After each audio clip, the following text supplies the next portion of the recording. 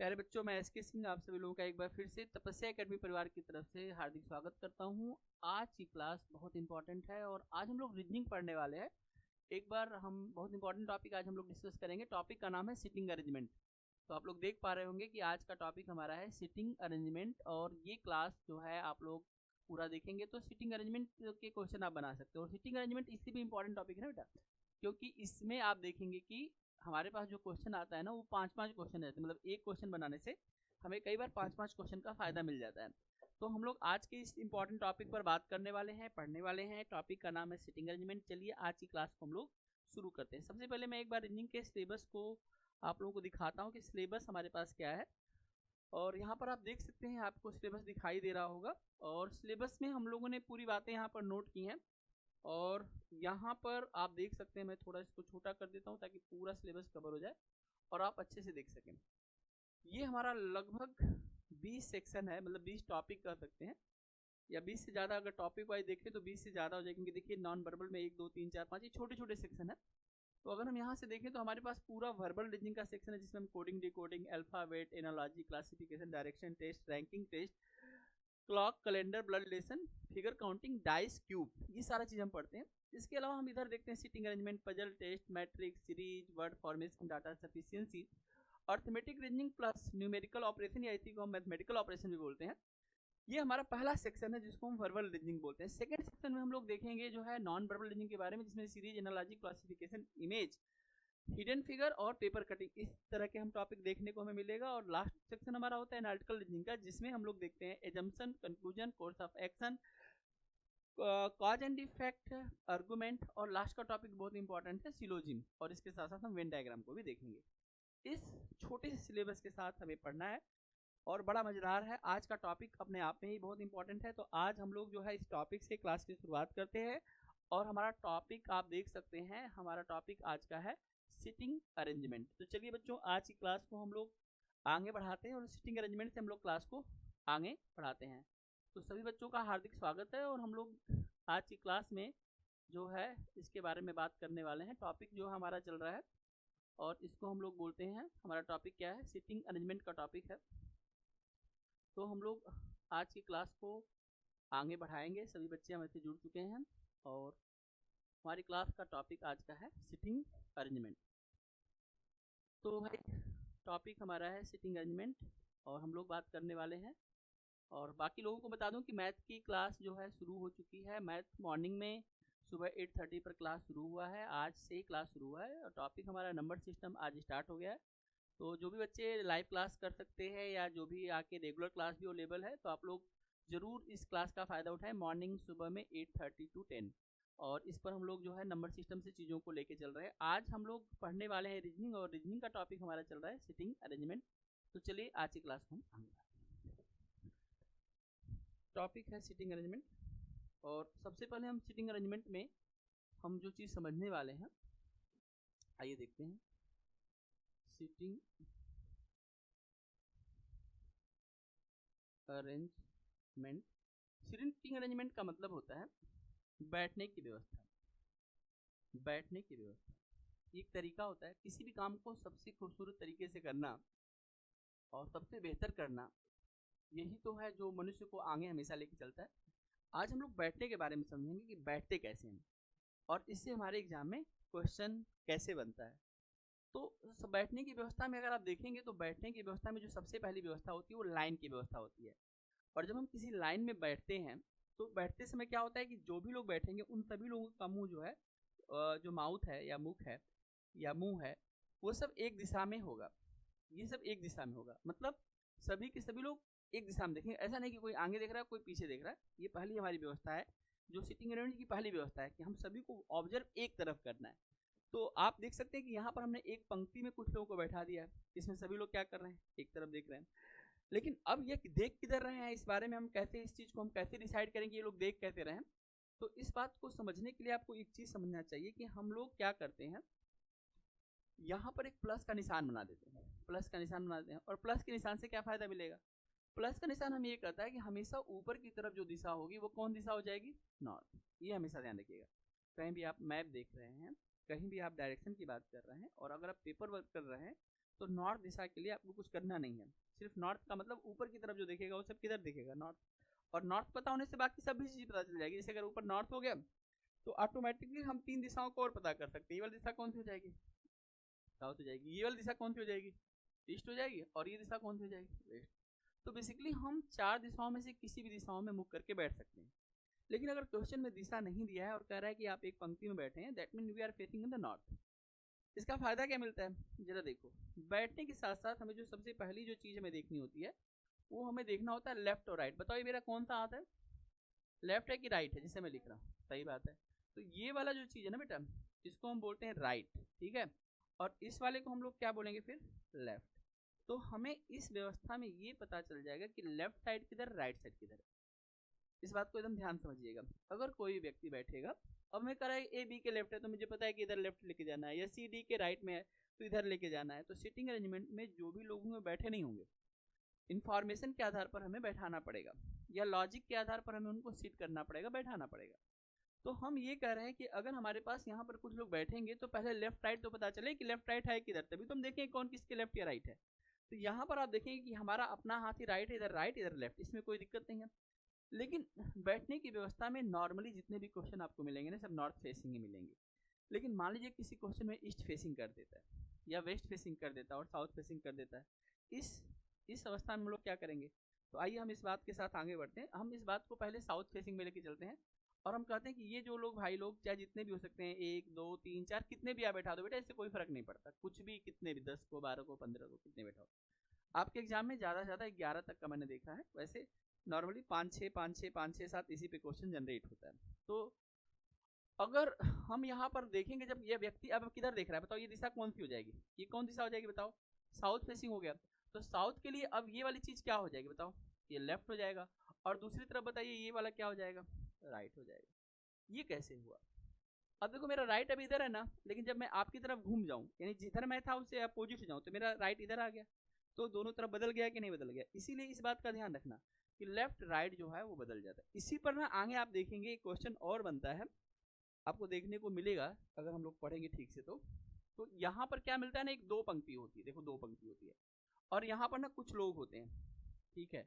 यहाँ पर देखो 1 2 3 4, और ये क्या करते हैं ना बेटा, ये एक दूसरे के आमने सामने मुख करके बैठे। आमने सामने मुख करने का मतलब ध्यान रखना, आमने सामने का मतलब जो जिसके सामने इसको उसी से बात करेगा, एकदम फेसिंग 90 डिग्री पर। ये होता है बैठने की अच्छी व्यवस्था। तो ये इसके सामने, इसके सामने, इसके सामने, इसके सामने, तो ऐसे केस में ना ध्यान रखना। अब इसके लिए तो यहाँ पर राइट इधर है, और इसके लिए यहाँ पर क्या है बताओ, लेफ्ट है। लेकिन अब इनके लिए इधर क्या हो गया, लेफ्ट, और इनके लिए क्या हो गया, राइट। आई बात समझ में।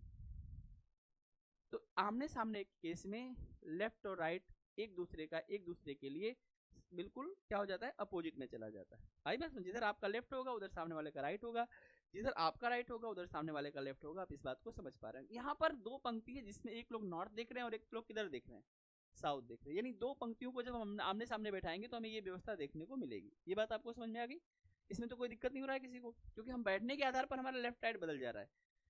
तो हमने देखा कि यहाँ पर 2 पंक्ति में लोग बैठे। इसमें एक चीज और यहीं पे समझ लीजिएगा, जो ये वाली पोजीशन है और जो ये वाली पोजीशन है, अगर मैं इनको मिला दूं तो इनको एक नाम दिया जाता है। बोलो इनको क्या बोलेंगे, इनको बोलते हैं डायगोनल। डायगोनल बोलते हैं, ये डायगोनल पोजीशन होता है जिसपे ये लोग बैठते हैं। तो जो ये वाला सीट है और ये वाला सीट है डायगोनल होगा, लेकिन इसमें डायगोनल एक नहीं होता है। बताओ इसमें डायगोनल कितने होंगे, 2। दूसरा डायगोनल कहाँ पे होगा, दिखाई दिया आपको। तो इसमें 2 डायगोनल पोजीशन होते हैं। तो कई बार कहता है ए और सी डायगोनली बैठे हैं, तो कंफर्म नहीं हुआ, लेकिन हाँ ये पता चल गया कि अच्छा तू यहाँ होगा तो दूसरा वहाँ होगा, तू यहाँ होगा तो दूसरा यहाँ पर होगा। तो इसमें डायगोनल पोजीशन आपको देखने को मिलेगा, जिसका मतलब आप यहाँ पर ध्यान दीजिएगा। अगर हम इस बात को और आगे बढ़ाएं तो हमने कहा कि भाई देखो, ऐसा भी तो हो सकता है कि ये लोग ऐसे 1 2 3 4 5 कितना भी बैठा लो बेटा, 6 7 ना। अब बताओ इन लोगों का मुख किधर है, तो बात है। अब ये वाली हमें दिशा पता है ना हमारी ईस्ट है, तो अब अगर ईस्ट यहाँ पे तो यहाँ पे लेफ्ट राइट किधर होगा, कुछ नहीं करना है, अपने आप को ही हर जगह रखो। अगर ईस्ट का आप देखो मेरा लेफ्ट किधर हो रहा है और राइट किधर हो रहा है, इधर, तो इधर हो जाएगा मेरा, ये हो जाएगा मेरा लेफ्ट, ठीक है बेटा। और इधर मेरा क्या हो जाएगा बताओ, राइट, राइट हो जाएगा। अब तो समझ में आ रही बात, अब इसको नोट करते चलिएगा, वो छोटी छोटी बातें हैं। सीटिंग अरेंजमेंट सीखने के लिए 2-4 छोटी छोटी बातें सीखनी, उसके बाद हम लोग क्वेश्चन की बैंड बजा देंगे, ठीक। और सबसे बनेगा, जो बच्चा भी इसको पढ़ेगा उससे 100% मैं गारंटी लेता हूँ आप इसको बना सकते हैं, बनेगा ही बनेगा आपसे। ठीक है, चलिए आगे बढ़ते हैं। अब एक चीज और सीख लीजिए भाई, यहाँ पे कुछ लोग बैठे हुए हैं यार, ये आप देखिए। अब बताइए इन लोगों का मुख किधर है,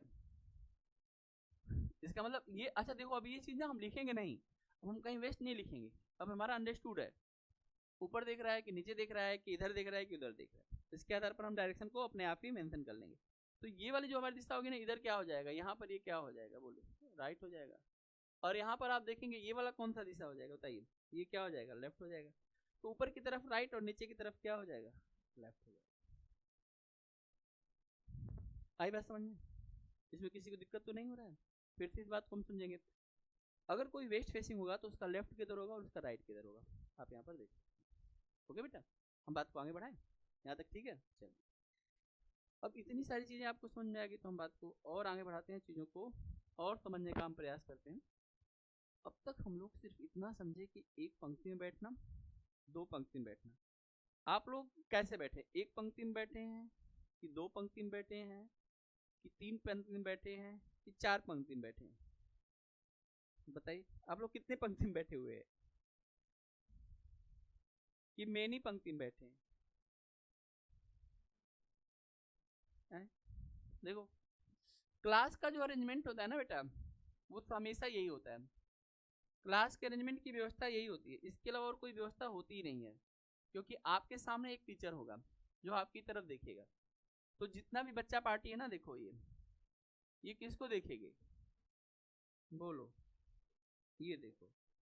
और तुम लोग क्या करता है, टीचर को छोड़ करके सबको देखेगा, टीचर को नहीं देखेगा, पढ़ाई को छोड़ करके सारी बात करेगा, पढ़ाई की बात नहीं करेगा।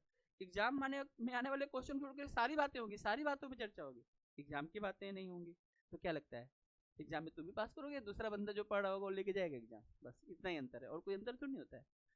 सेंट्रलाइज होना, फोकस होना, जब आपके सामने कोई है तो आपका सेंटर है, उसकी अब हर बात को ध्यान सुनना आपकी जिम्मेदारी है, ठीक। तो देखो जब ये इसमें होगा क्या, इसमें वही है, देखो इधर की तरफ ये क्या हो जाएगा बताओ, इन लोगों का क्या हो जाएगा, राइट, और इनका क्या हो जाएगा, बोलो लेफ्ट। लेकिन अब सामने वाले के लिए देखो क्या हो जाएगा, इधर क्या हो जाएगा बेटा, इसके इस व्यक्ति के लिए देखो यहाँ पर लेफ्ट, और देखो इधर क्या हो जाएगा, राइट। देखो अभी दिखाता हूँ, मैंने अपना राइट हैंड ऊपर किया, जरा अपना राइट हैंड ऊपर करना, चलो मैंने अपना लेफ्ट हैंड ऊपर किया है, जरा अपना लेफ्ट हैंड ऊपर करना, ध्यान रखना मेरा लेफ्ट नहीं उठा है, मेरा राइट है। अपना लेफ्ट उठाओ, अपना लेफ्ट नीचे रखो, अपना राइट उठाओ, अपना लेफ्ट उठाओ, अपना राइट उठाओ, फिर से राइट। कुछ लोगों का राइट करने पर लेफ्ट भी हिल जा रहा है, लेफ्ट फिर से राइट, लेफ्ट, गड़बड़ कर रहे हैं लोग, right right left left right left left left right left left right right left.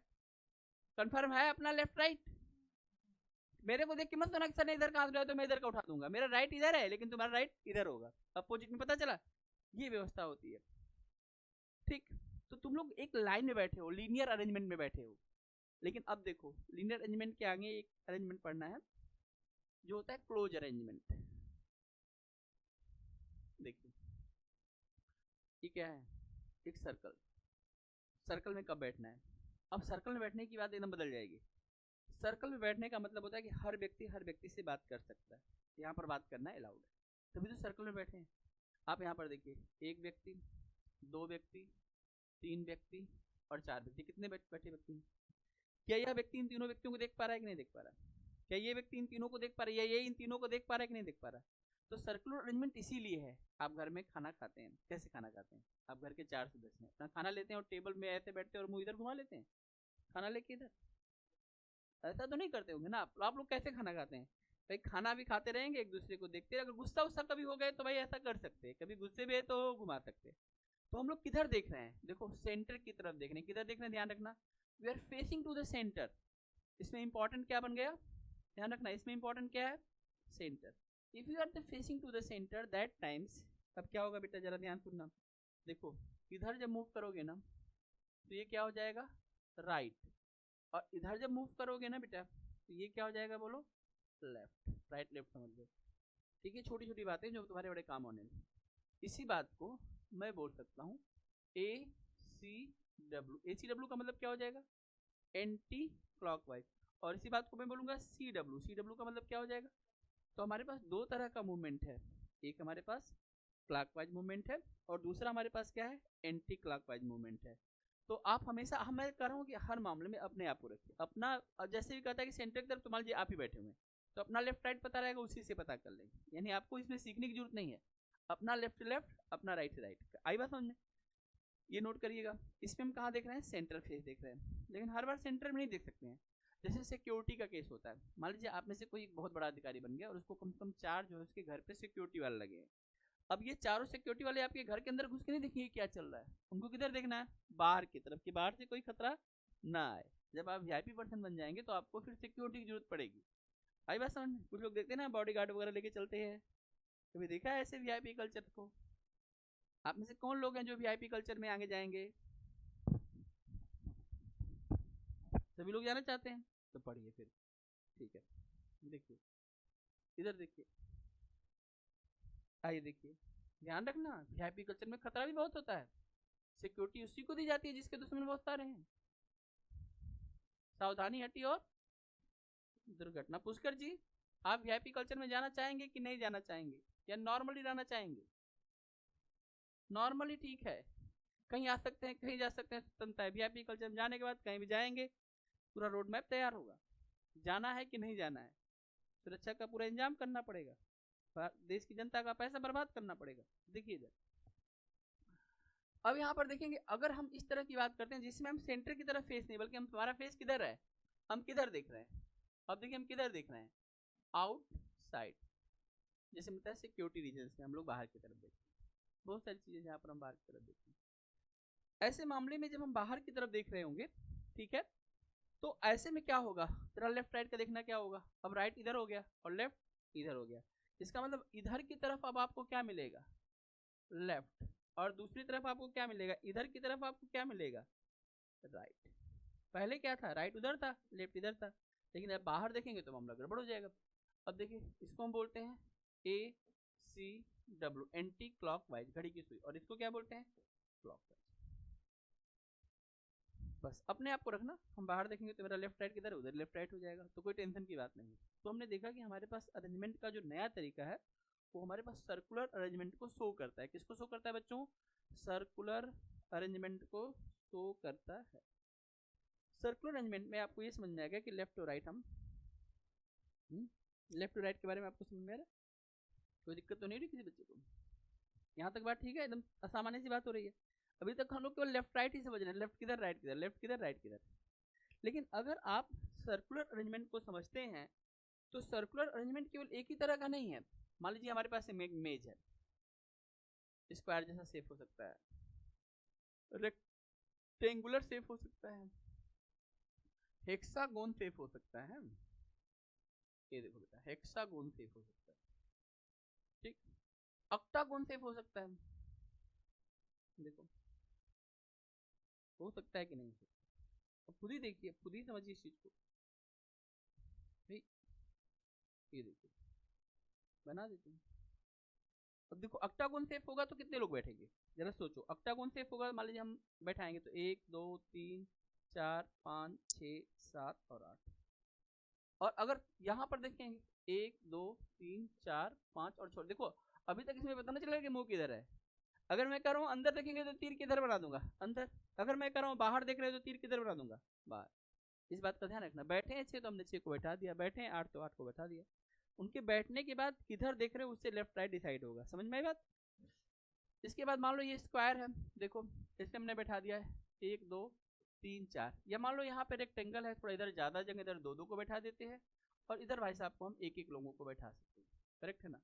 तो ये सारा जो हमने बैठाया यहाँ पर, ये सारा बैठने का तरीका, ये सब क्लोज अरेंजमेंट है, यानी जो सर्कल का रूल है उसी हिसाब से यहाँ पर लेफ्ट और राइट होगा। जितने भी फिगर बंद होंगे लाइन को छोड़ करके वो सब सर्कल को फॉलो करते हैं, यानी जैसे सर्कल में लेफ्ट राइट, आप अंदर की तरफ देखते हैं तो लेफ्ट राइट, वैसे इन सारे फिगर में भी लेफ्ट राइट इधर ही होगा। इतनी बात समझ में आ रही है? तो बात को आगे बढ़ाऊँ, बताइए कोई प्रॉब्लम तो नहीं हो रहा आप लोगों को? यहाँ तक समझ में आ गई बात? लेकिन हम एक बात और आपको समझाना चाहते हैं कि अब सर्कल का मतलब जितनी भी चीजें हैं सब सर्कल ही हैं, इनके अलग से कोई रूल नहीं है। हाँ, अगर हेक्सागोन कहेगा तो सर्कल ही बना लो, या फिर आप हेक्सागोन शेप बना लेना। स्क्वायर कहता है आप स्क्वायर का शेप बना लीजिए, लेकिन ये सब क्लोज अरेंजमेंट है। लेकिन अगर मान लो, मैंने अभी आपको समझाया था कि देखो यार सर्कल में अगर 4 लोगों को बैठाना तो आप कैसे बैठाएंगे। अगर मान लो एक सर्कल के चारों तरफ मुझे 8 लोगों को बैठाना है, तो देखो पहले मैं 4 को बैठाऊंगा, बैठाना 4 को, और ये देखो 4 को मैंने यहाँ बैठा है।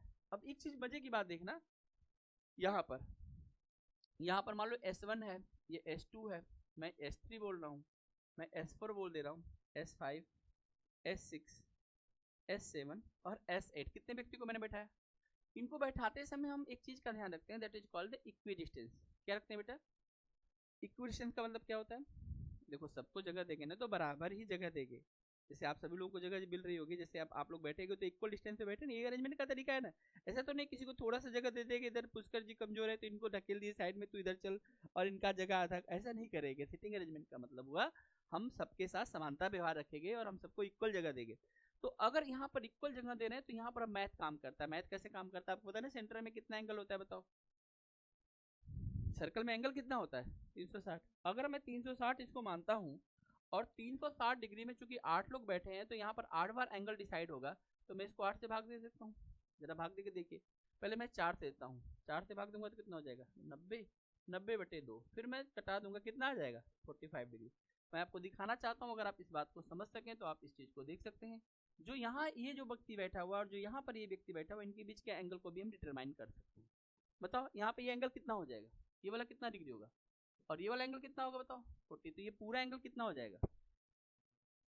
ऐसे अगर 135 डिग्री पर कोई बैठे होगा तो आप डिटरमाइन कर पाएंगे कि नहीं कर पाएंगे? ठीक है, उससे 3 प्लेस आगे होगा। 90 बैठा है तो 2 प्लेस होगा, 180 पे होगा तो 4 प्लेस की दूरी होगी। तो हम एंगल को भी यहाँ पर ऑब्जर्व कर सकते हैं, क्योंकि पूरा एंगल कितना होता है सर्कल में? 360। कितना होता है बेटा? 360। बात समझ में आ रही है आप लोगों को? तो ये बात हम समझेंगे। ऐसे ही अलग अलग होगा, जैसे अगर 6 लोग बैठे होंगे तो 60 हो जाएगा, केवल 2 लोग बैठे हैं तो 180 हो जाएगा, 4 लोग बैठेंगे तो 90 डिग्री हो जाएगा। हम उसको डिवाइड कर देंगे जितने भी पर्सन बैठते हैं उसके हिसाब से। तो जब हमारे पास 4 बैठेंगे, जब हमारे पास 8 बैठेंगे, मैं आपको इसमें कितने पर्सन बैठे हैं, इसमें कितने पर्सन बैठे हैं आप बता सकते हैं मुझे? इसमें 8% को मैंने सीट करवाया ना भाई। ठीक है, किधर देख रहे हैं? अब ये बात नहीं हो रही है, लेफ्ट राइट की बात हो चुकी है, इसलिए ये सब मत पूछिएगा मुझसे। अब हम ये बात करें हम कितने व्यक्ति को बैठाएंगे, और बैठाते समय हम इक्वल डिस्टेंस रखते हैं। इससे फायदा क्या होता है? इससे भी फाइंड द अपोजिट पेयर। जैसे कई बार कहता है कि S1 के सामने S5 बैठा है, तो हमें पता चलेगा ना अपोजिट कहाँ पर बन रहा है। देखो इसमें 4 पेयर बनेंगे, S1 F5, S2 S6, S3 S7 और S4 S8। They are the, क्योंकि जब आप इक्वल बैठेंगे तो इसमें अपोजिट का बनेगा, डायरेक्शन का बनेगा, आई बात समझ में, रोटेशन का बनेगा, हर एक चीज तो इसमें ऑब्जर्व की जाती है। आइए इस बारे में हम समझते हैं। तब अब आगे चलिए। अब देखिए, तभी तो हम बार बार आपको बोलते हैं सीधे बैठो, सीधे देखो, सीधे देखो, क्योंकि रोटेशन का पहला तो हम लोग ये तो पढ़ाए तो रहे हैं, यही बात तो समझा रहे हैं कि आपको अपनी ही एंगल में अपनी डिग्री में बैठना है। ठीक है, जैसे आप पढ़ने बैठिए कभी घर पे अकेले, तो आप एक ही दिशा में एकाग्रचित होकर पढ़ेंगे तभी आपको ज्यादा बात समझ आएगा। कभी पढ़ते उधर देखिए, उधर देखिए, देखिए आपका कंसंट्रेशन अपने आप हो जाएगा। हमारी बॉडी हमें फिर क्या करती है? फोकस करने लगती है कि अच्छा ये व्यक्ति, हम अपने दिमाग को बोलते हैं ये चीज इंपॉर्टेंट है, पढ़ नहीं तो देख ले। फिर तो दिमाग फिर अपने आप ही जागृत हो जाएगा। एक बार दिमाग जग गया तो उसके लिए फिर तो पढ़ाई खेल है। सोया रहा है लीजा तो फिर क्लास में भी नींद आ सकती है। वंशिका जी जग रही हैं, सो रही हैं? सब ठीक चल रहा है बेटा? ठीक है, पोजीशन आपका बरकरार है, टेंशन मत लीजिए। अभी आपके टक्कर में कोई नहीं, प्रियांशु छुट्टी पे हैं, कोई टेंशन की बात ही नहीं है। इधर गाजी जी, भूमिका जी, मोनिका जी, लोग लिस्ट में पीछे वाले नंबर में था, कभी कभी सोने वालों में शामिल है। इधर देखिए बेटा, देखिए वैसे सोना एक अच्छी बात भी है, केवल इंडिया में ठीक नहीं मानते हैं, बाकी जगह तो जापान वापान या डेवलप कंट्री में मानते हैं कि दिन में कोई सो गया काम के वक्त तो इसका मतलब बहुत ज़्यादा मेहनत है या वर्क प्रेशर उसके पास बहुत ज़्यादा है कि उसको नींद आ जा रही है। ये बात ध्यान रखना। कुछ लोगों को तो सब्जेक्ट ही देख के वर्क प्रेशर बन जाता होगा। अच्छा मैं तो चल सो लेते हैं यार एक बार। गजब है आप लोग भाई, गजब है। इसमें कितने लोग बैठे हैं बताओ? तो 6 लोगों को बैठाएं तो इक्वेशन में बैठाएंगे नहीं बैठाएं, है ना? हम बैठाएंगे सबको इक्वी डिस्टेंस ही, लेकिन 6 को बैठाएंगे तो हमें अपोजिट पेयर मिल जाएगा, 3 पेयर अपोजिट मिल सकते हैं।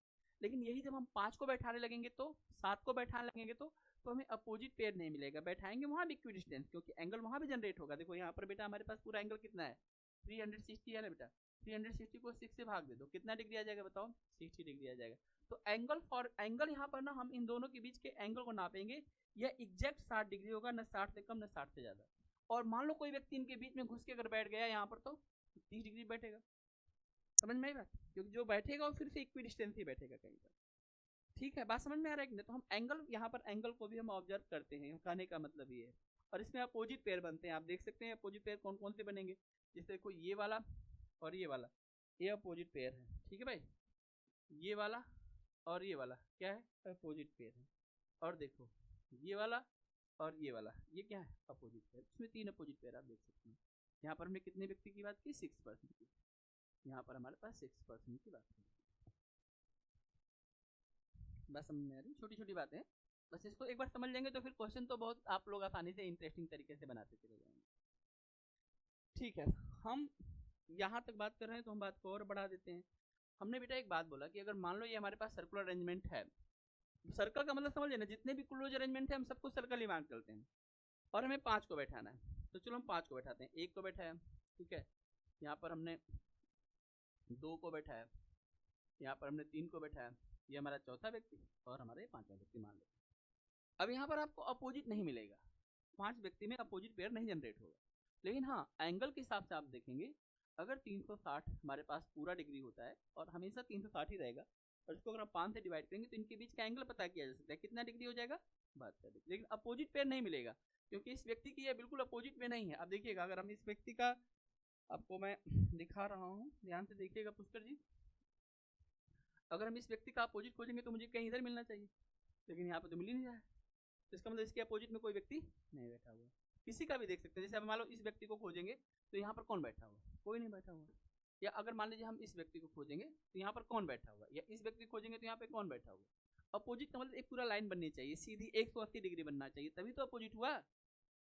ठीक है, अब देखिए तो यहाँ पर लेकिन हमने एक बात समझिए कि इनके बीच का जो एंगल फॉर्मेशन होगा ना, वो हम जरूर पता कर सकते हैं कि यहाँ पर जो एंगल बनेगा कितने डिग्री का बनेगा, that is the 72 degree make on the centre. समझ में आ गई बात। तो ये हमने कितने व्यक्ति को बैठाया, यहाँ पर बताओ कितने व्यक्ति को हम बैठा दिया, हमने 5 व्यक्ति को। इतनी बात अगर आपको समझ में आ रही है तो हम बात को और आगे लेके जा सकते हैं। बोलिए 5 व्यक्ति को कैसे बैठाना समझ में आ गया। अब कितने बैठ जाएं, 4 बैठ जाएं, 6 बैठ जाएं, 10 बैठ जाएं, कितने बैठ जाएं आप लोग बैठा लेंगे ना, बोलो। सिटिंग अरेंजमेंट में बैठाने की दिक्कत नहीं हुई ना। पहली बात, पहला लाइन आपके एग्जाम में ऐसे कहेगा, ठीक है, 6 person ABCDEF seat around the circular table facing the centre. ये पहली लाइन होती है। तो हम पहले ही एक सर्कल खींचेंगे और 6 प्लेस फटाफट कर देंगे। सेंटर है तो तीर अंदर की तरफ, लेफ्ट इधर, राइट इधर। फॉर्मेट, पहली लाइन जो होती है वो फॉर्मेट के लिए होती है। क्वेश्चन की शुरुआती लाइन हमें बताएगी हम किस फॉर्मेट के साथ आगे बढ़े। कहेगा कि स्क्वायर में बैठे तो स्क्वायर में बैठा देंगे, कहेगा रेक्टेंगल बैठे तो रेक्टेंगल, लेफ्ट राइट आपको पता है, लाइन बैठा है तो लाइन बैठा देंगे, जैसा कहेगा वो आपका बेस बन गया। उसके बाद लेफ्ट राइट को ध्यान रख करके हमें आगे बढ़ना। अब मैं बताता हूँ कि आगे वाली बात आपको क्या सीखनी है। बोलिए पुष्कर जी, ओके, या वंशिका जी की जगह ले लेंगे आप, ठीक है, दूसरे की जगह नहीं लेनी। देखिए इधर ध्यान से, यहाँ पर हमारे पास एक लाइन है और हम यहाँ पर कुछ पर्सन को बैठाना चाहते हैं, और रैंडमली में बैठा देता हूँ, ठीक है। जैसे मान लीजिए मैंने कहा ए इज सिट, ठीक है, सेकेंड राइट ऑफ डी। जरा इस लाइन का मतलब समझिए। इमस सूजी की एक लाइन है, ये एक इन्फॉर्मेशन आपकी क्वेश्चन में बैठाने में बड़ी मदद करने वाली है, पहले बता दे रहा हूँ, ठीक है। बाद में बताने के लिए मेरे पास कुछ नहीं रहेगा। क्वेश्चन में क्वेश्चन आप बनाएंगे, हम भी बनाएंगे, जैसे आप बनाएंगे वैसे हम बनाएंगे, हम लोग वहाँ पे सब लोग सेम होंगे। जो सीखने वाली बात है वो शुरू में सीख लो ध्यान से। जब हमारे पास ये लाइन आ रही है जिसमें लिखा गया कि ए इज सिट, ठीक, A is sit second right of B, तो मैं मान लो कहीं भी ए को बैठाऊं जैसा क्वेश्चन में गाइड करेगा। अब मुझे बताओ राइट है किधर, पहले बताओ राइट है किधर। यहाँ पे राइट है, कुछ नहीं देगा तो नॉर्थ फेसिंग चलना है ना बेटा, और इधर क्या हो जाएगा, बोलो लेफ्ट। तो ए को कहीं A is seat second right of B, तो बी हमेशा इधर ही बैठेगा। मान लो एक समय के लिए कि हमने बी को यहाँ पे बैठा रखा है, ये बात हम आपको बता देते हैं। तो बी के सेकंड राइट में कहाँ पे मिलेगा, बी का सेकंड राइट, पहला राइट दूसरा राइट। अगर बी यहाँ पर बैठा है बच्चों, तो ए कहाँ बैठेगा बताओ, ए कहाँ पर बैठेगा, यहाँ पर बैठेगा या नहीं बैठेगा? क्यों बैठेगा? क्योंकि बच्चों ये पहली पोजीशन और ये दूसरी पोजीशन, किधर जाना है, राइट में जाना है। किसके राइट में जाना है, बी के राइट में। ये सबको समझ में आ रहा है कि हम ए बी को बैठा के ए को वहां पे क्यों बैठा रहे होंगे, समझ में आ रहा है? मैं इस बात को और अच्छे से आपको समझाने का प्रयास करता हूँ, और मैं इस बार ए को यहाँ पर बैठा चुका हूँ, और इस स्टेटमेंट के हिसाब से ए यहीं पर बैठेगा। यहीं पर इस ऑफ की हिंदी में बच्चों बोलते हैं के, क्या बोलते हैं, शब्द बोलते हैं के। इसका मतलब है बी ए के दाईं ओर बैठा है। कितना दाईं ओर बैठा है, दूसरी दाईं ओर बैठे है। लेकिन इस के की जगह पर जहां पर ऑफ शब्द यूज किया गया है, या कई बार आप देखेंगे ना, जो ऑफ या ना ऑफ शब्द जो है, इसकी जगह पर एक चीज और प्रयोग किया जाता है, और उसका नाम क्या होता है, टू। ऑफ और टू सेम मीनिंग्स होते हैं, इससे कोई फर्क नहीं पड़ता। लेकिन एक शब्द और आता है, उसका बड़ा ध्यान रखना है। जैसे यहाँ पर के भाई साहब आए हैं, ठीक है ना, कौन आया यहाँ पर, के भाई साहब। तो के के साथ में एक और व्यक्ति आएगा, और उसका नाम ध्यान से सुन लीजिएगा, इसको हम बोलते हैं से। और से की अंग्रेजी क्या होती है, क्या होती है से की अंग्रेजी, फ्रॉम। ये आप लोग इंग्लिश में पढ़ेंगे या पढ़ेंगे। के और से शब्द को हम समझेंगे। के का मतलब होता है और से का मतलब होता है, यहाँ पर इन दोनों के अलग अलग मतलब है। क्या मतलब है, जरा इस बात को समझिएगा। जब मैं यहाँ पर ऑफ या टू के साथ जाऊंगा तो मैंने इनको सही बैठा रखा है, लेकिन जब इसी बात को मैं फ्रॉम के साथ कर दूंगा तो पूरा मतलब बदल जाएगा। और कैसे बदलेगा, इसके बारे में भी मैं आपको यहाँ पर दिखाने वाला हूँ। आप लोग ध्यान से इस बात को देख लीजिएगा, ठीक है? देखना चाहेंगे कि नहीं देखना चाहेंगे, देखिए कैसे देखना चाहेंगे भाई, आइए देख लीजिए, जरा ध्यान दीजिएगा। हम इस बात को यहाँ पर लेके आते हैं और आपको समझाने का मैं छोटा प्रयास कर देता हूँ, ठीक है? हम लोग तो समझते हैं ठीक से, और थोड़ा सा इसको छोटा कर दिए ताकि मैं अपनी बात जो बताना चाहता हूँ वो मैं आपको समझा दूँ कि होगा क्या और क्या हम लोग यहाँ पर सीख रहे हैं। ठीक है, देखने में आएगा। यहाँ पर के हुआ है, और जैसे मैं इस चीज़ को से करता हूँ ना, तो ये वाला जो पोजीशन है ना, ये यहाँ पर नहीं होगा, और हमारी जो काउंटिंग शुरू हो जाएगी वो यहाँ से शुरू हो जाएगी, 1 और 2। और यहाँ पर बैठने वाला जो व्यक्ति होगा वो कौन होगा, ए होगा। अब इस बात को समझ लीजिए, बड़ी छोटी सी बात है। अगर हम एक भी व्यक्ति को सीटिंग अरेंजमेंट गलत बैठा देंगे तो पूरा सीटिंग अरेंजमेंट गलत हो जाएगा। यहाँ पर बैठा कौन है, ए। कहाँ बैठा है, ए इज सीट सेकेंड, और यहाँ पे राइट, जहाँ पे हमने ऑफ लिखा था बस हमने उसको क्या कर दिया, फ्रॉम कर दिया। फ्रॉम भी, फ्रॉम का मतलब होता है उस पोजीशन को काउंट किया जाएगा। फ्रॉम का मतलब क्या हो जाएगा, उस पोजीशन को काउंट किया जाएगा। और ऑफ का मतलब क्या होगा बोलो, ऑफ का मतलब क्या होगा बोलो, उस पोजीशन को काउंट नहीं किया जाएगा। लेफ्ट जाना है लेफ्ट भागिए, राइट जाना है राइट भागिए, हमें कोई दिक्कत नहीं लेफ्ट राइट में, आप जानते ही जिधर फेस करना है फेस करिए। लेकिन यहाँ पर अगर टू और ऑफ अगर आप नहीं सीखते हैं अभी, टू ऑफ वर्सेज, टू का मतलब भी वही है, ऑफ का मतलब भी वही है। हिंदी में के और से हम इस बात को समझते हैं, तो पढ़ते समय देखिएगा के लेकर के इन्फॉर्मेशन दिया है हिंदी में, या से देखिए, या इंग्लिश में टू है या ऑफ है या फिर फ्रॉम है। आई बात समझ में, इसका मतलब आपके समझ में आ गया। लेफ्ट जाना है लेफ्ट जाइए, राइट जाना है राइट जाइए। बताइए कर लेंगे कि नहीं कर लेंगे, कर लेंगे, बोलो बोलो। चलो मैं भी एक बार चेक कर लेता हूँ, अगर आप कर सकते हैं तो मैं एक चीज़ पूछ लेता हूँ आपसे।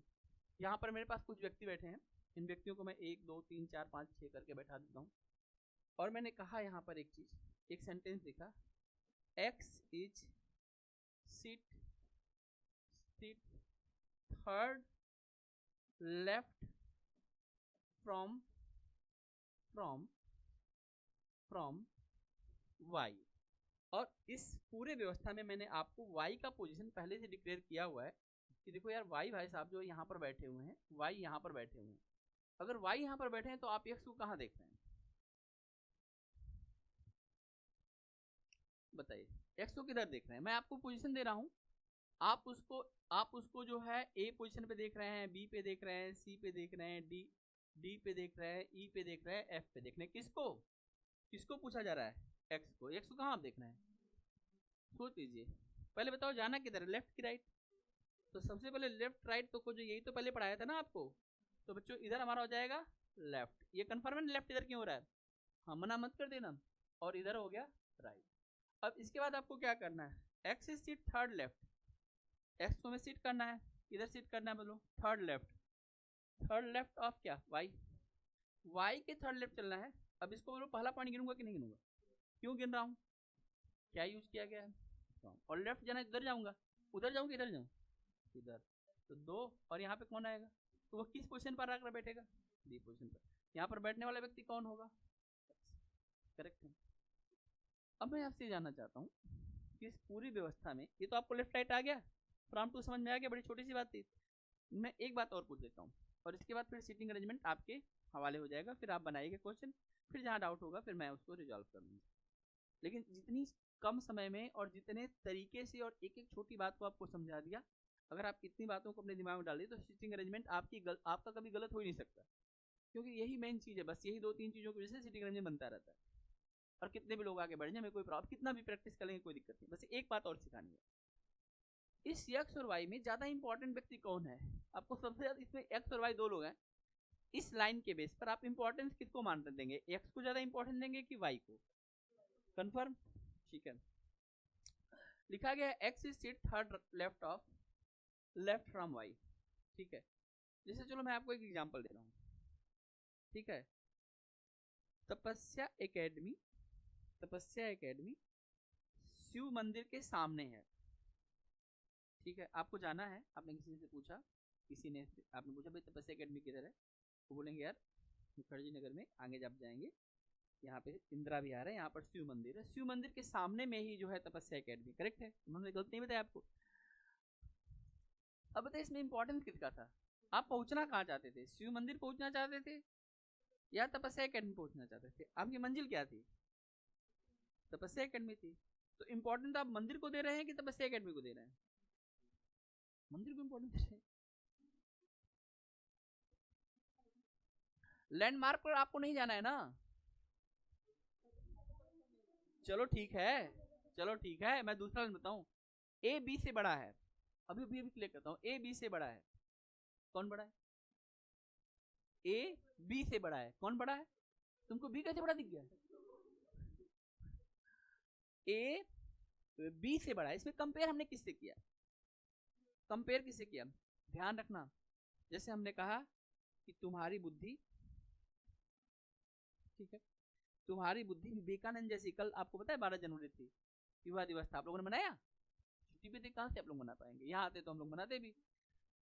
तो मैंने कहा कि तुम्हारी बुद्धि, आज भी एक विशेष पर्व है, लोहड़ी का पर्व है। ठीक है, इसको हम कई जगह क्या बोलते हैं? हाँ? पोंगल, क्या बोलते हैं इसको? पोंगल।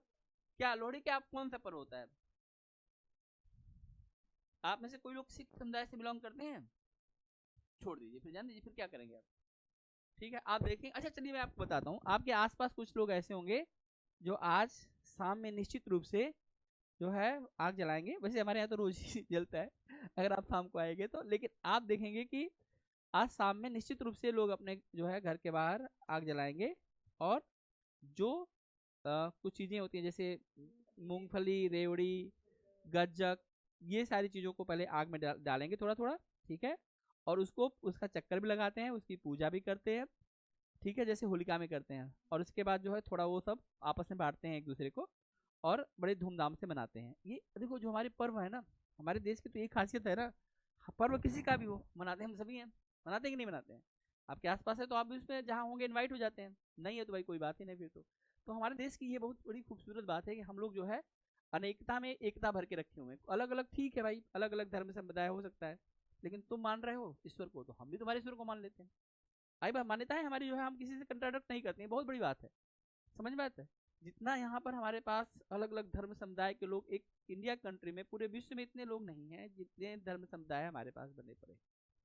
आई बात, अलग अलग पंथ, एक धर्म के अंदर भी कई सारे पंथ, पंथ के अंदर पंथ, उसके अंदर पंथ, उसके अंदर के अंदर पंथ, खत्म ही नहीं होगा। तुम जान के हैरान हो जाओगे। आई बात समझ में, और सब मिलजुल के रहते हैं, इतना बड़ा आप देखो, ठीक है। तो ये भी एक बहुत खूबसूरत बात है हमारे देश की। तो आज जो है कल फिर एक पर्व फिर आ जाएगा, देख लो। और आप लोगों को पता है एक जो है बहुत इंपॉर्टेंट घटना इस समय चल रही है हमारे भारत में, कौन सा? महाकुंभ। महाकुंभ चल रहा है ना 12 साल पे। देखो होता क्या है ना, ये सारा चीज रोटेशन के आधार पर होता है। हमारी जो पृथ्वी है ना, ये जो है सन के चारों तरफ एक चक्कर लगाने में कितना साल लगाती है? 1 साल लगाती है, 365। लेकिन जो जुपिटर है, जो हमारे जो है सोलर सिस्टम का जो 5वां बड़ा प्लेनेट है, ठीक है, आप देखेंगे पहले बुध है, फिर मतलब मरकरी है, वीनस है, अर्थ है। अर्थ के बाद बताओ कौन है? जहाँ हम लोग मार्स मिशन मार्स किए थे। मार्स के बाद एक प्लेनेट और है जो बहुत बड़ा प्लेनेट है, वो है जुपिटर। जुपिटर का मतलब होता है, हम लोग हिंदी में उसको बृहस्पति बोलते हैं, और बृहस्पति संबंध जो होता है गुरु से होता है। आप देखते हैं बृहस्पति को हम लोग गुरुवार भी बोलते हैं, या गुरु की पूजा की जाती है उस दिन। पीले कपड़े, ठीक है अंजलि जी, पीले कपड़े जो पहनते हैं वो किस दिन पहनते हैं बताओ, बोलो। तो देखो हम अपने बोर्ड का कलर भी क्या रखे हैं? पीला। तुम सोचते नहीं कि सर ने पीला क्यों रखा हुआ है? क्योंकि पीले का संबंध बुद्धि से है। किससे संबंध है? बुद्धि से, बुद्धि की तीव्रता से है। जो गुरु का संबंध होता है, सुनो ध्यान से, काम की बात तुम्हारे बता दो। जो गुरु का संबंध होता है, जो गुरुवार होता है, ऐसे जो बृहस्पति हमारा प्लेनेट है वो गुरु को शो करता है। और गुरु क्या करता है? गुरु वो होता है जो तुम्हारी हर मुसीबत से तुम्हारी रक्षा करता है। क्योंकि अगर तुम्हारे अंदर नॉलेज रहेगा तभी तुम बचोगे। तो ज्ञान तुम्हारे पास कहाँ से आया? गुरु से ही तो आया।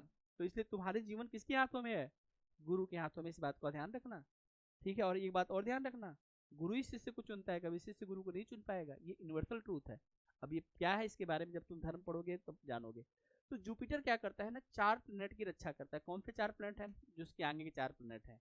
जितने भी एस्ट्रॉयड आते हैं ना बेटा, वो वहां पर उनको अपने जो है ग्रेविटेशनल फोर्स, क्योंकि बड़ा है, लगभग मान के चलो कि जितना बड़ा हमारा अर्थ है ऐसे लगभग 500 या उससे ज़्यादा या उसके आसपास जो है अर्थ जुपिटर के अंदर समा सकते हैं। तो उसकी ग्रेविटेशनल फोर्स बहुत हाई है। तो जितने भी एस्ट्रॉयड आते हैं ना, किसके लिए? मरकरी पे जाके, मान लो कोई चीज़ ऐसे रही टकराएगी जाके सीधी मरकरी पे, या फिर अर्थ पे आके टकरा रही होगी, या वीनस पे टकरा रही होगी। पहले कौन बैठा है? जुपिटर। बोलेगा उधर किधर जा रहा है? मेरे ग्रेविटी में आ गया, उधर जा रहा है, खींच लिया इधर, तू इधर आ मेरे पास। तो या तो उनको अपनी तरफ खींच देता है या उनको रिफ्लेक्ट कर देता है। इसीलिए आप देखेंगे, नहीं तो यहाँ पर रोज इतने सारे उल्का पिंड है, इधर रोज कोई ना कोई पत्थर गिरे, और हम लोग रोज मरे जैसे डायनासोर गए थे। आई बात समझ में? तो जुपिटर जो है हमारी क्या करता है? रक्षा करता है। वह एक बार परिक्रमा करता है, कितनी बार में? 12 साल में एक पूरा। उसी 12 साल के आधार पर जो है आप देखेंगे कुंभ का जो आयोजन होता है वह 12 साल में होता है, या फिर उसको 4-4 साल में तोड़ के 3 बार करते हैं। आई बात समझे? इसी तरह से कुंभ, महाकुंभ, अर्धकुंभ के अपने अपने को 12 साल, 144 साल और चीजें हैं जो उसको आप जानेंगे। बात समझ में रहे? तो इसलिए जुपिटर का इंपॉर्टेंस है।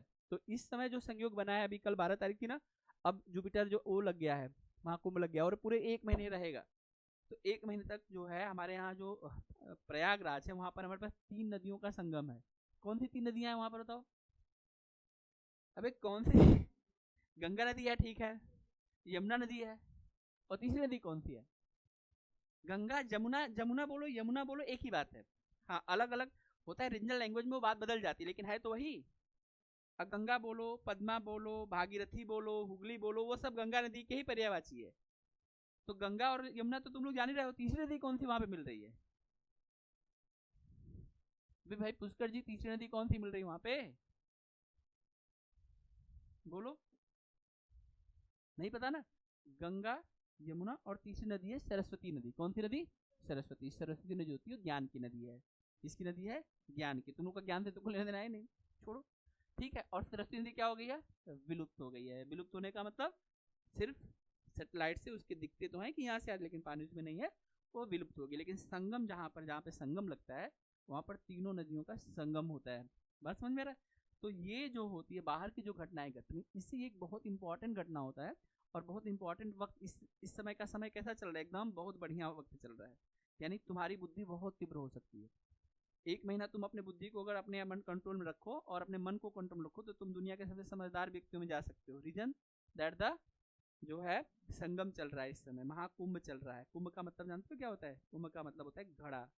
घड़ा, और घड़ा किस चीज का स्रोत है? घड़ा में पानी रहता है ना, देखते तुम लोगों ने, हमने कहा था ना मटके को चटका दिया तुम लोगों ने, देख देख के, घूर घूर के। ठीक है, तुम लोग तो ऐसे कातिल आदमी हो कि तुम लोग मटके को चटका दिया। यार मैं तो हैरान हो गया अपने जीवन में। महाकुंभ तो मैं बहुत बार देख चुका हूँ, लेकिन मटके को तुम लोगों ने चटका दिया, कुंभ को ही चटका दिया, पढ़ाई वढ़ाई सब गया भाड़ में। कैसे तुम लोग यार इतना एनर्जी लेके आते हो? कहाँ से लेके आते हो? तो ये जो कुंभ होता है, जो घड़ा होता है, वह जो है वह सृजन का स्रोत है। आप अपने अंदर कुछ भर सकते हैं, कुछ अच्छी चीजें भर सकते हैं। आई बात समझ में? आपके जीवन में बदलाव आ सकता है। इसीलिए आप देखेंगे महाकुंभ में बहुत सारे लोग जो है, काफी फॉरेन से लोग और इंडिया के बहुत सारे लोग महाकुंभ में इसमें पहुंच रहे होंगे। आई बात समझ में? और अलग अलग स्पेशल ट्रेनें भी चलाई जा रही हैं उसके लिए। लेकिन मैं कह रहा हूँ कि आप जहाँ पर हैं अपने गुरु की सानिध्य में है, गुरु की पूजा करिए। गुरु से बड़ा कोई नहीं इस तत्व में। याद रखिएगा, गुरु वो है जो सिर्फ और सिर्फ हमेशा आपके अच्छे के बारे में सोचे, वही आपका गुरु है। अब वो गुरु कोई भी बन सकता है, जो आपको हमेशा चाहे कि नहीं हाँ मेरा बच्चा है ना तो ये आगे बढ़ेगा, वही गुरुत्व है। नहीं तो फिर गुरुत्व कोई नहीं है। अगर कोई स्वार्थ में लालच में है तो गुरु नहीं है फिर। आई बात समझ में? तो अभी बहुत अच्छा समय चल रहा है और हम लोग इस बात का फायदा उठाएंगे। हम लोग पूरे लगातार 1 महीने अच्छे से पढ़ेंगे और अपने गुरुत्व को और बढ़ा करेंगे। समझ में आई बात? तो आप समझ गए फिजिकल रूप से जुपिटर का इंपॉर्टेंस, और आध्यात्मिक भी समझ में आ गए थोड़ी बातें। इसी तरह से हमारी जो दो नाइज, जो हमारी दो नोज होती हैं, इसमें हमारी एक लेफ्ट है एक राइट है।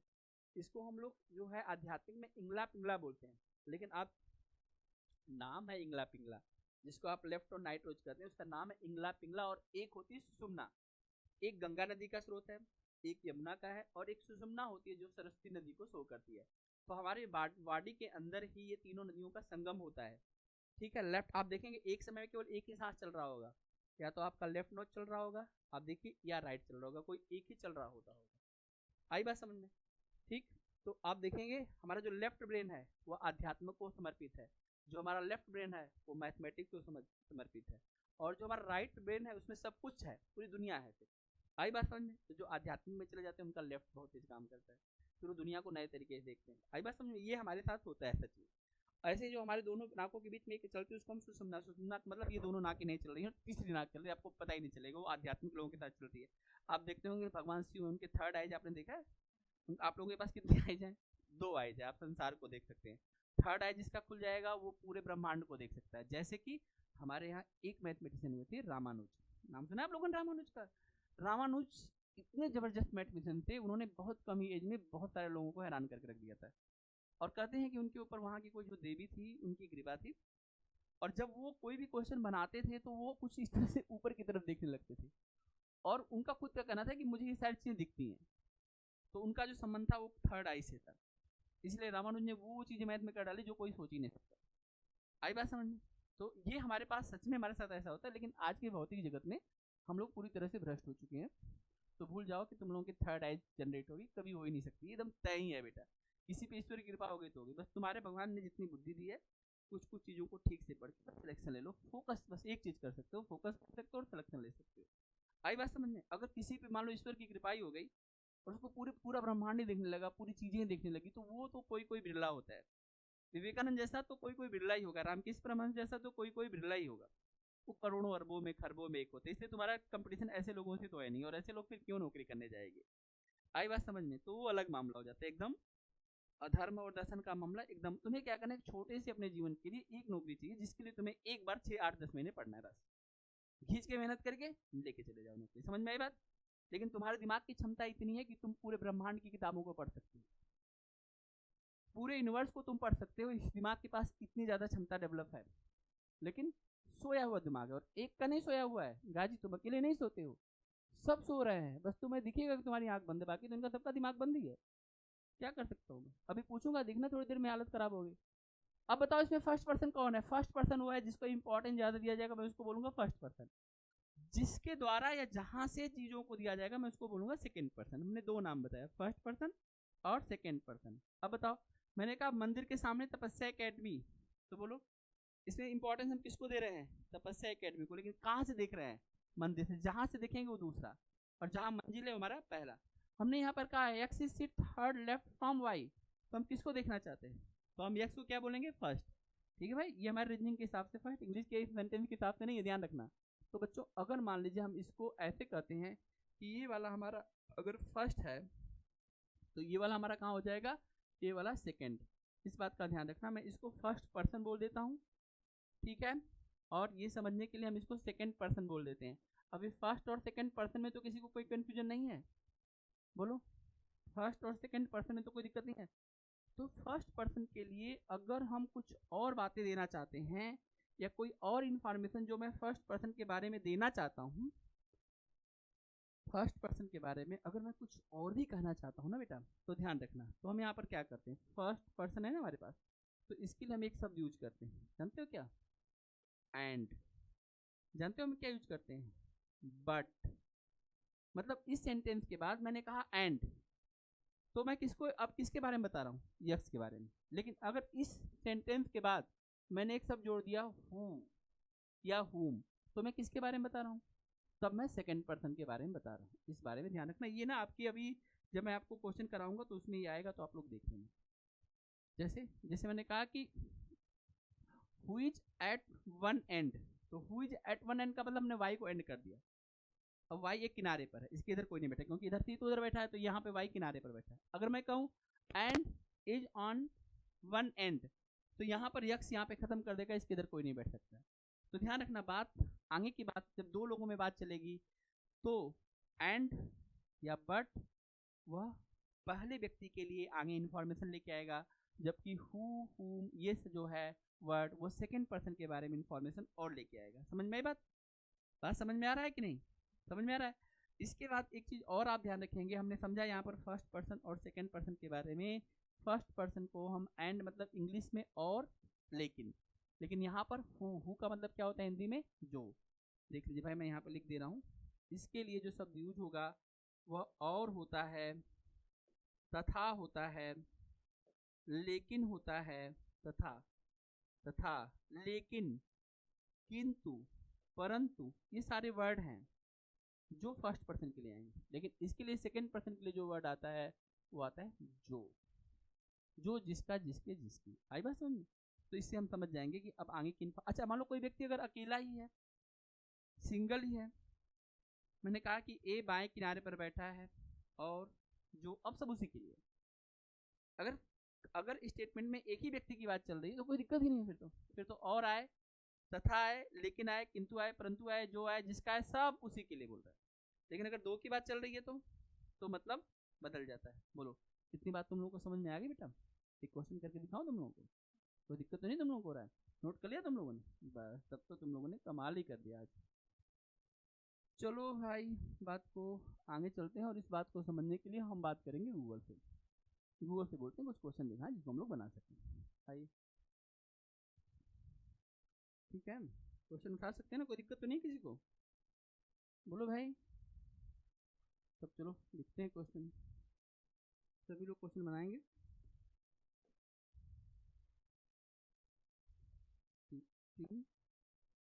Seating arrangement, seating arrangement, arrangement question आ गया। सीटिंग अरेंजमेंट क्वेश्चन, चलो देखते हैं।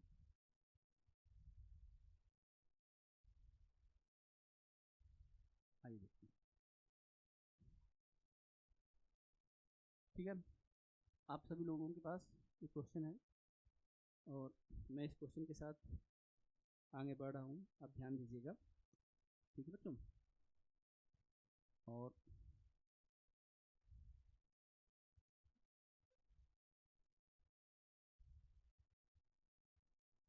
आइए हम थोड़ा आगे बढ़ते हैं।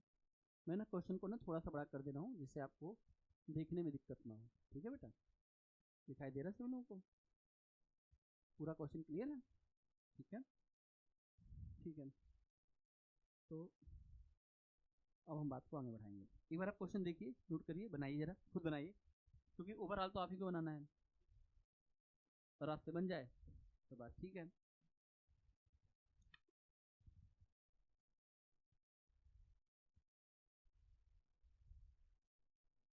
थोड़ा सा नहीं दिखाई दे रहा है? देखिए, पूरा देखिए,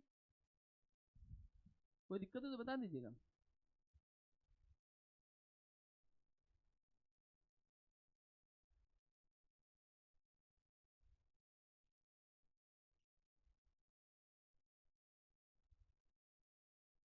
चंदिका जी, बस आपके लिए इतना ही कर सकते हैं। अब दिखाई दे रहा है?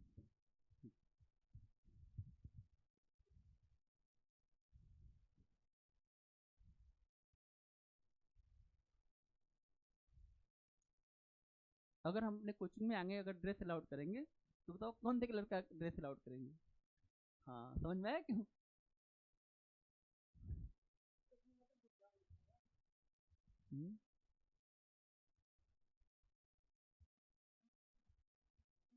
तो टेंशन नहीं ऐसी लगा रखे होता है। फिर तब तक तो हम जो है फिर कार की भी व्यवस्था करेंगे ना फिर। हमारा सपना है कि आप लोगों को घर से उठाया जाए और घर पे ही छोड़ा जाए, है कि नहीं? क्या पुष्कर जी? सुबह आपके घर के सामने वैन खड़ी है, कार खड़ी है, उठो बेटा चलो पढ़ो। पता नहीं सपना कब पूरा होगा। चलिए, तो हम लोग जो है इस क्वेश्चन को करना चाहिए हम लोगों को। आइए हम लोग करके देखते हैं कि पूरा मामला क्या है। ठीक है, A P R X and Z are sitting in a row. देखो इसमें कुछ नहीं कहा है ना बेटा, अब ये ध्यान रखना। आप ध्यान देख लीजिए, कितने लोग हैं बताइए? 1 2 3 4 5 है कि 6 हैं? 6 है ना, जेड भी तो है। अब सुनो ध्यान से, हमारे पास 6 नाम आ गया, वो नाम शुरू में दिया गया। हम क्वेश्चन की शुरुआत यहाँ से करते हैं। S and Z are in the centre. बताओ इसमें सेंटर पोजिशन कौन सा होगा? देखो बेटा, अगर मैं 5 उंगली दिखाऊंगा ना तो सिर्फ ये सेंटर है। अगर 3 उंगली दिखाऊंगा ना तो ये सेंटर है। लेकिन अगर मैं 2 उंगली दिखाऊंगा तो ये दोनों ही सेंटर है। अगर मैं 4 उंगली दिखाऊंगा तो ये बीच के 2 सेंटर हो जाएंगे। तो इसलिए ध्यान रखना, जो हमारे पास ये वाली जो 2 सीट है ना, हम इस पर लॉक करना चाहते हैं। बताओ किसको आप लॉक करने वाले हैं इन 2 सीटों पर? तो इन 2 सीटों पर आप यहाँ पर किसको लेने वाले हैं? यहाँ पर देखिए 2 नाम है, एक यस और एक जेड। अच्छा, इसमें पता चलेगा कि यस जेड कहाँ पर है? ये नहीं पता चला, लेकिन इतना कंफर्म हुआ कि इन दोनों सीटों पर एक पे यस होगा और दूसरे पे जेड। हम बात को अब इसमें किसी को नहीं, हमें बैठाना 4 कोई 2 को तो बैठा ही चुके हम। आगे देखो, A and P R at the end. अब ध्यान से समझना, अगली कहानी जरा समझो। अगली कहानी में इन्होंने कहा कि ए और पी कहाँ पर बैठे हैं बताओ? ए अगर यहाँ पर बैठेगा, देखो ए यहाँ पर बैठेगा, तो दूसरा भाई कौन है? पी। पी कहाँ बैठ जाएगा? यहाँ बैठ जाएगा। लेकिन यहाँ पर भी एक समस्या है कि ये एन पे बैठे हैं, तो ये नहीं पता कौन से एन पे कौन बैठा है। लेकिन हमारी 4 सीट तो बुक हो गई, अब 2 सीट बची है। आगे देखो, R is sitting to the left of A. अगर मैं ए को यहाँ बैठाऊंगा तो क्या इसकी लेफ्ट में जगह है? नहीं है। तो भाई अब यहाँ से देखो, हमें पता चल गया कि हमने ए भाई साहब को गलत बैठा रखा, तो पहले हम ए भाई साहब को सही बैठाते हैं। यहाँ से ए को हटा देंगे, यहाँ से पी को हटा देंगे, और हम अपने हिसाब से अब इस बार चीज़ों को ठीक से बैठाने वाले हैं। हमने कहा कि यहाँ पर बैठने वाला व्यक्ति जो है वह ए होगा, और यहाँ पर बैठने वाला व्यक्ति कौन होगा? पी होगा। इतनी बात आपको समझ में आ रही है? क्वेश्चन ये कह रहा है कि R is sitting to the left of A, तो ए के लेफ्ट में ये है। ध्यान रखना, जब ऐसा सेंटेंस आता है तो हम तुरंत ही मानते हैं, पहले वाले पोजीशन को मानते हैं। तो यहाँ पर हम किसको बैठा सकते हैं? आर को। R is sitting to the left of A. एक नाम और बच गया, बताओ कौन सा नाम है जो अब तक हमने यूज नहीं किया? तो यक्स भाई साहब यहाँ बैठेंगे। अब ये इन दोनों का तो नहीं पता चला कहाँ बैठे हुए हैं, नहीं पता चला ना। अब क्वेश्चन देखो, who is to the right of P. P के राइट में कौन है? अब देखो यहाँ पे ऑप्शन देख लो, आओ तुमको दिखा देता हूँ बेटा। पी के राइट में कौन है? आंसर देखना चाहोगे? डी। अरे जूम से बाहर निकलना पड़ेगा पहले हम लोग को ना, तो चलो हम जूम से बाहर निकलते हैं पहले, फिर हम आंसर तक चलते हैं। ठीक है,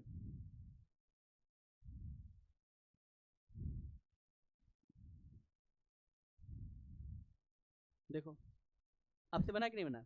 क्या आप लोगों को ये क्वेश्चन बनाने में कोई प्रॉब्लम हुआ है? तो आप लोग जो है इस इन्फॉर्मेशन के आधार पर क्वेश्चन बना पाएंगे। तो आप लोगों का काम आज यही रहेगा, आज घर पे जाना है और कम से कम 50 क्वेश्चन जो है सिटिंग अरेंजमेंट के, मतलब हर में अगर 5 क्वेश्चन हुआ तो 250 क्वेश्चन, कम से कम 50 क्वेश्चन जो है सिटिंग अरेंजमेंट के बना डालो। ठीक है, और जो क्वेश्चन तुमसे नहीं बन रहा वो मेरे सामने जो है प्रस्तुत कर दो, सर ये क्वेश्चन नहीं बना, ये क्वेश्चन नहीं बना, और कहीं से भी उठा के बनाओ, किसी भी एग्जाम का क्वेश्चन उठाओ और बनाओ। आई बात समझ बेटा? तो तुमसे बन जाएगा। ठीक है, तो आज क्लास को हम यहीं पे रोक देते हैं। हम लोग कल के क्लास को फिर निर्धारित समय पर शुरू करते हैं। आज के लिए बस इतना ही। बहुत बहुत धन्यवाद। Thank you so much.